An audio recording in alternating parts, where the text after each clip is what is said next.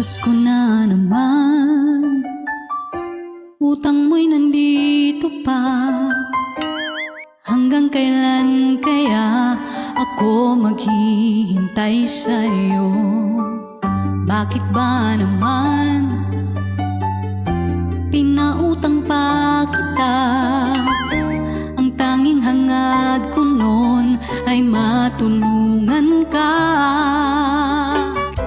Sana ngayong Pasko ay maalala mo ang utang mo. Hinahanap-hanap ang bayad mo.